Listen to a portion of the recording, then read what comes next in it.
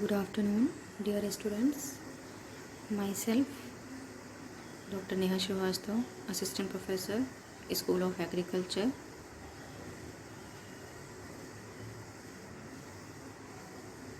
Today video lecture is on the topic concept of self-pollinated crop, that is part 2, because in earlier lecture I have already told you about the concept of self-pollinated crop. This is a part of unit 2nd. Okay, let's start. Today we will discuss on the geitonogamy, advantages and disadvantages of self-pollinated crop, then learning outcomes and differences. In earlier lecture, which was related to self-pollinated crop, in that I have told you about this pollination, that what is pollination, the types of pollination. So I am continuing from there, that the types of pollination. It's of two types, self and cross.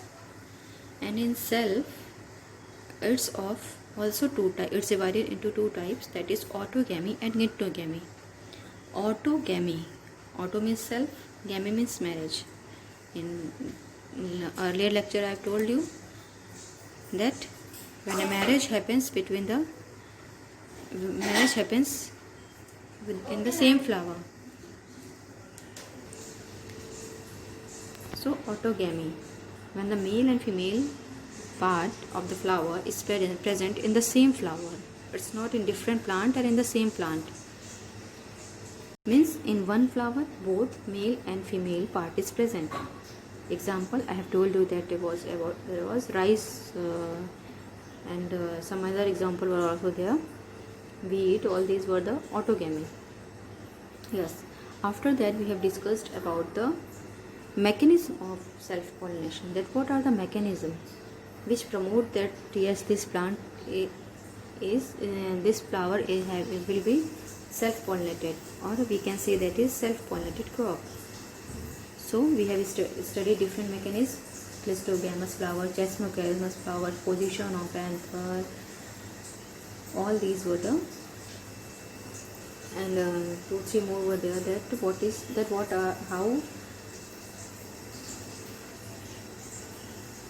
this flower promote that this crop will be the self-pollinated.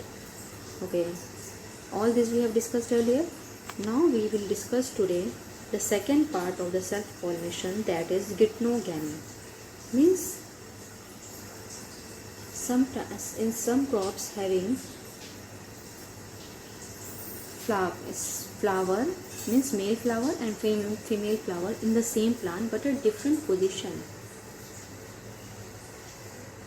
So that is called geitonogamy. And the next type is cross-pollination. Pollination type is cross-pollination. So we will discuss in next lecture. But today we will discuss about the geitonogamy, and I will show you one plant which shows geitonogamy flower, geitogamous flower, and after that we will discuss on the advantages and disadvantages of self-pollinated crop. Then the self-pollination will be complete today. After that, in next lecture we will discuss on the cross-pollination. Okay, let's go then.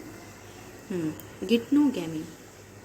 It's written that it's a type of pollination in which pollen grains of one flower are transferred to the stigma of another flower belonging to either the same plant or genetically similar plant. Means it's saying that, okay, first we will know that what is the meaning of geitonogamy. It's written that geiton is a Greek word which means neighbor, and gamy means, we all know that it means marry. So when a marriage happens between the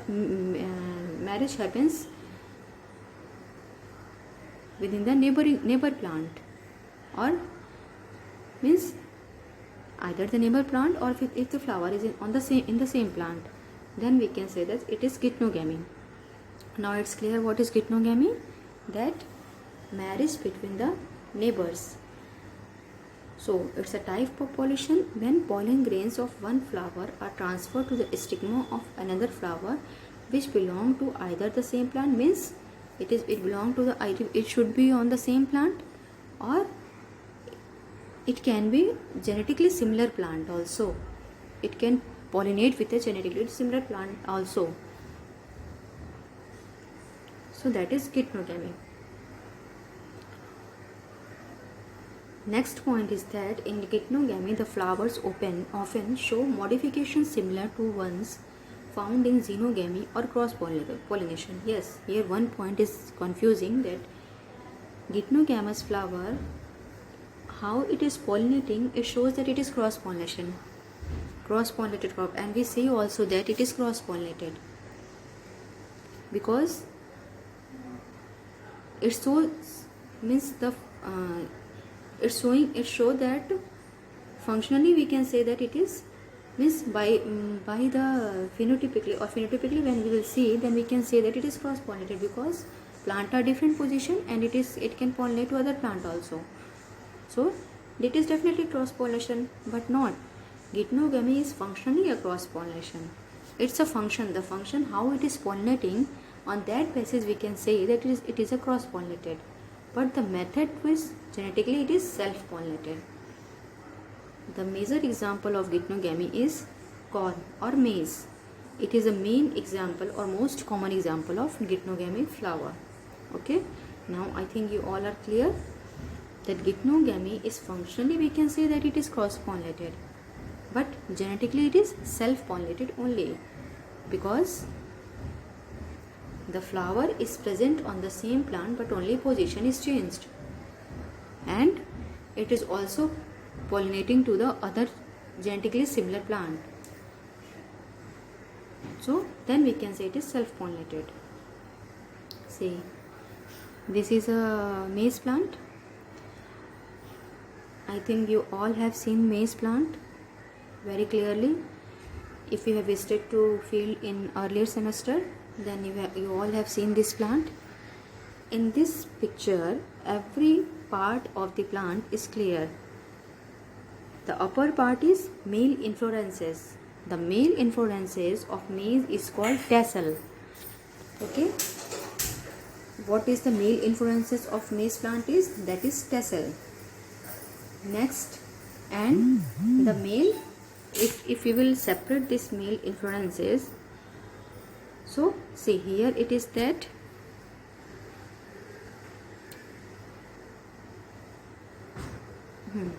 this one is spikelet and this is spike. So when we will say that this spike, and from this spike we will take out one spikelet, this is spikelet. So this is male spikelet and the stamen is present inside the spikelet.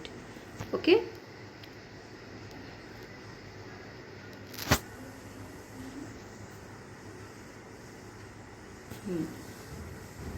So this is a male part which is called tassel. It's open and then leaf you can see. After that you can see here is a cob, means female inflorescences. That female inflorescences, what it's called? Ear. The female inflorescence is called ear, and the hair like structure is called silk or style. We can say style, that is silk. The silk, that is hair like structure. See, this is female floret in which ovary, then pistil and style, which we call silk. Okay, so this is female part or female floret. So male inflorescences is on the upper part and female is on the lower part, and you can see this is in the same plant. Okay, male and female part of the flower is in the male and female inflorescences is in the same flower, in the same plant, but at different position. And if after pollination, this ear form, mature. This is mature ear, okay, which the outer part is called husk, then seed or kernel, and this is stalk, then root. You know all about this. So only we have to discuss about male and female inflorescences which is on the same plant. Okay, if in the field, just imagine in the field, if definitely beside this many plant which should be there of the same means genotype is same, but plant is, of the same genotype many plants are there. And when tassel means in the morning when anther will burst, then pollen will go on the with the help of air or because of wind, it will transfer on another plant also which is beside this.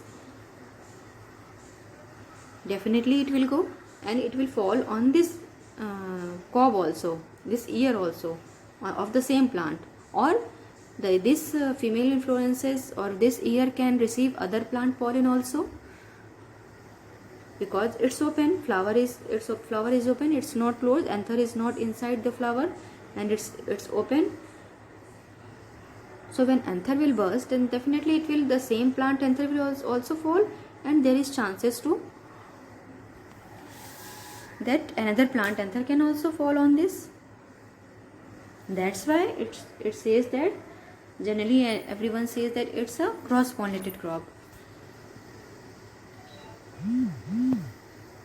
So because this plant is not receiving the same plant pollen, so we can't say that this is a purely homozygous. No, we can't say that is homozygous. It can be heterozygous, homogeneous, because same plant anther pollen is not falling.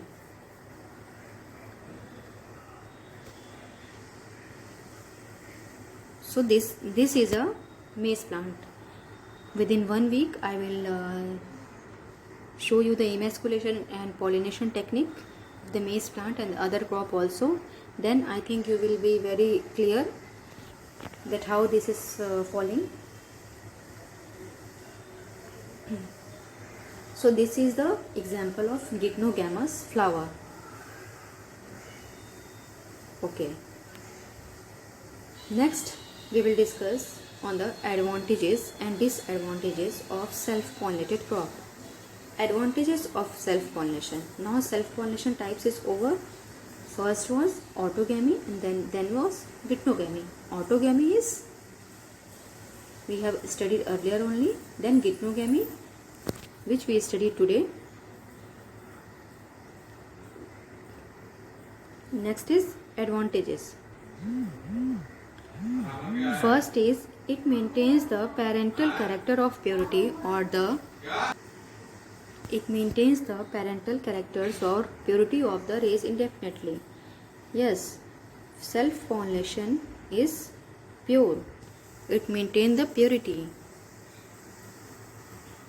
Next is self-pollination is used to maintain pure lines for hybridization experiment. Yes, pure line, it maintains the pure lines which we are using in hybridization program. Next, the plant does not need to produce large number of pollen grains. Yes, self-pollinated crop doesn't need large number of pollen grains because it didn't need any source. It pollinate in the same, the male and female part in the same flower, so it doesn't need more number of pollen because male and female are in the same plant, same flower. If like cross-pollinated and even if also it is geitonogamy, then definitely it needs more number of pollen because position is changed and plant is changed, then it needs more number of pollen. But if it is male and female are in the same plant, same flower, then it doesn't need more number of pollen. Next, flower do not develop devices for attracting insect pollinators. It do not develop any device to attract insect to pollinate. Okay. This fourth point, when I will teach you cross-pollinated, then it will be clear. that cross-pollinated crop develop some devices for attracting insects. Next is disadvantages. Yes, if self-pollination has some advantages, then it has some disadvantages also. What are the disadvantages? New useful characters are seldom introduced. In self-pollination, it's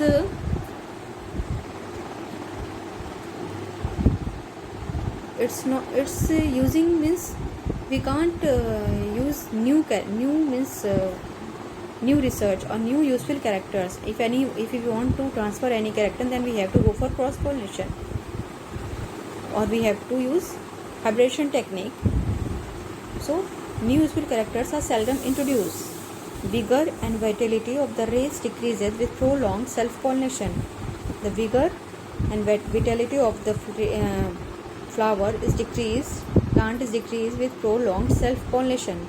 Continuously, if it will go for self-pollination, then vigor will be decreased. Next is immunity to disease decreases. And next is the immunity, which is the immune system of the plant is decreases due to continuous self-pollination. Adaptability to change environment are reduced. It will not able to adapt in every environment, and its environment adaptability will be reduced. These are the some disadvantages of self-pollinated crop. So the learning outcomes, what you have learned from this today is that what is Gitnogamus, and through the example of one maize plant, you come to know that how in the same plant, if the flower if the male influences and female influences is in the same plant, then how it goes for self-pollination and cross-pollination. We can say that it is genetically self-pollinated, but functionally it is cross-pollinated.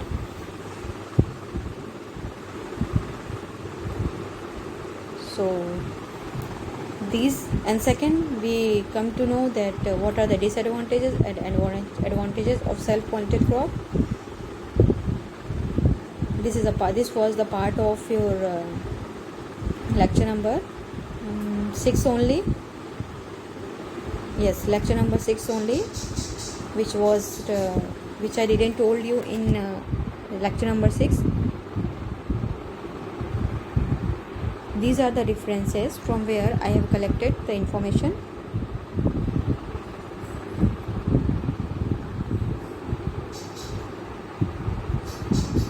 Thank you student very much. And if you have any doubt, you can clear from me that what you have confusion.